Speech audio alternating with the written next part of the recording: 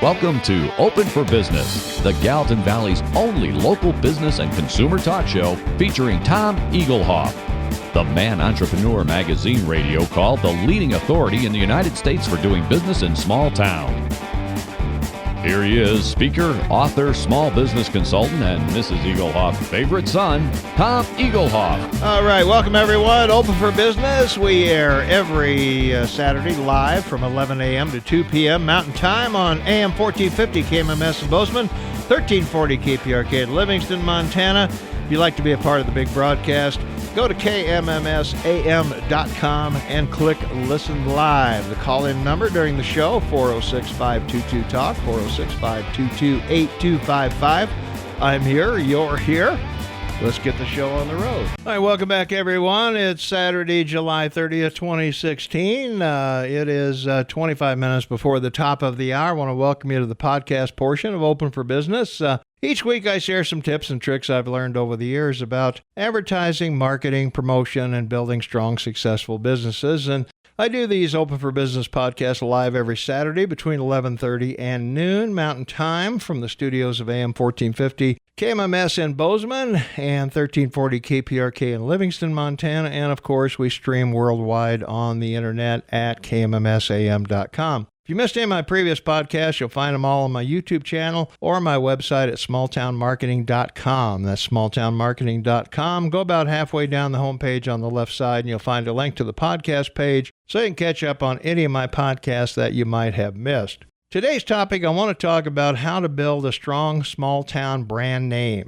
Now, small towns are peculiar animals. They're nothing like big cities. What works in New York City has no prayer in a town of a few thousand residents. Luckily, it's much easier to build a brand name quickly in a small town. One of the charms about a small town is everyone knows each other. And that might be a curse if you happen to be the topic of local gossip. But for this exercise, I'll focus on building your brand name in a small town or a rural community. So how do you start building your small town brand name? Well, the first place to start is how well are you already known in your town? Does your family have a history in the city? Any streets named after your great-grandfather? If you have a well-known family name, you should capitalize on that name for your business. Throckmorton Sheet Metal might be an easier name to build than Omaha Sheet Metal. People will recognize the family name. And if it's a well-respected name in the community, that'll go a long way bringing customers through the door. Omaha Sheet Metal says nothing about the owners or the principals of the business. So building that brand name will be a little more challenging and take a little longer. Think Amazon, Apple, Microsoft all spent major bucks to make their names household words. So let's talk about building your brand name from scratch. Let's assume you're new in town and have no recognizable name to build on. So the first and most critical thing you must do is establish your credibility. Small town customers are often suspicious of outsiders.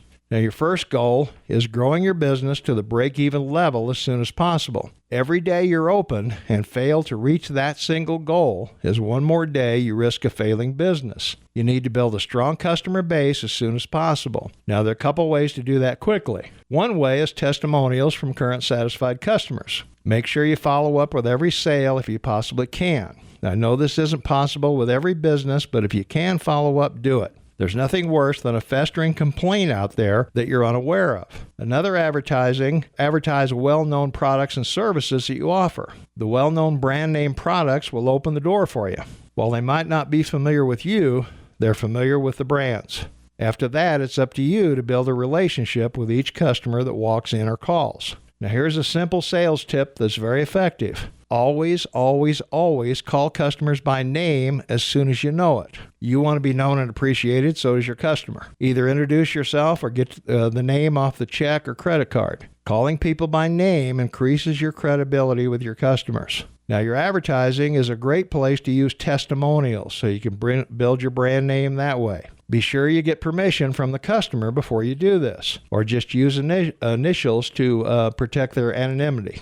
Always use photos if possible. People always look at pictures of people to see if they know the person in the picture. Photos always get captions. People will read those captions under pictures. Showcase yourself and your staff in your advertising. Put a human face on your small business. All your advertising should have a family resemblance, meaning that Whether they see it online, in social media, radio, newspaper, TV, the ads should all look and sound alike. Colors, typefaces, phrasing will all help people recognize your business look and feel. There are 2 rules of advertising you need to utilize in building your small town brand name. First, when emotion and logic come in conflict, emotion always wins.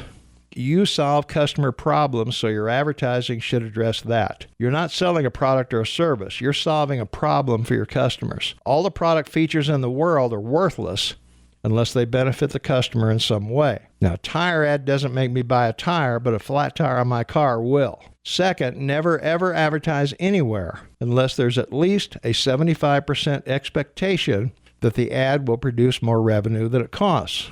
Advertising just to be advertising is a huge waste of money. Your job is to make sure the right people, your target market, your ideal customers, see your advertising. Advertising must always be an investment. It can never be an expense. There's nothing in the business world more valuable than a strong, respected business name. One last important tip: copyright your business name. There's nothing worse than going all the time and expense of building a credible name and someone else comes along and starts using it because you didn't protect it. It's not an expensive process, so check with your local attorney. This is even more critical if you're going to expand to online sales.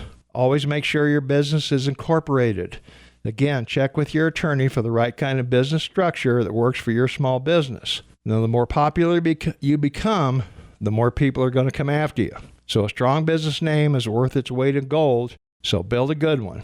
And that's the podcast. If you missed any of my previous podcasts, you'll find them all on my YouTube channel or my website at smalltownmarketing.com. Smalltownmarketing.com. Go about halfway down the whole page on the left side, and you'll find a link to the podcast page so you can catch up on any of my podcasts that you might have missed.